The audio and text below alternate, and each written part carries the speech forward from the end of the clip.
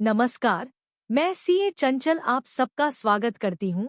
आज की इस वीडियो में केंद्र सरकार ने पेंशन को लेकर शनिवार को बड़ा फैसला लिया है।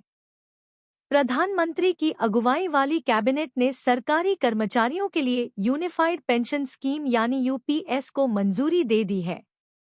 अब पुरानी और नई की जगह यूनिफाइड पेंशन स्कीम शुरू की जाएगी।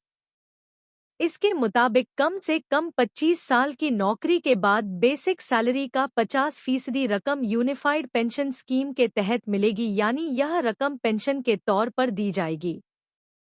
वहीं जिन कर्मचारियों ने 10 साल तक नौकरी की है उनको 10,000 रुपये मासिक पेंशन देने का प्रस्ताव है।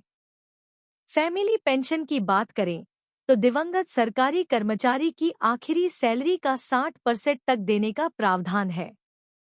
आइए इस नई योजना के बारे में विस्तार से जानते हैं।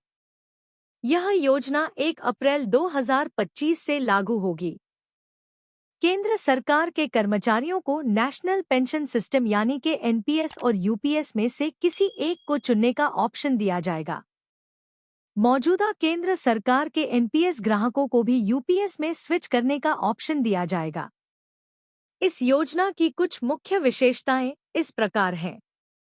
कम से कम 25 साल तक नौकरी करने वाले कर्मचारियों को रिटायरमेंट से पहले पिछले 12 महीनों में प्राप्त एवरेज बेसिक पे का 50% पेंशन के रूप में दिया जाएगा।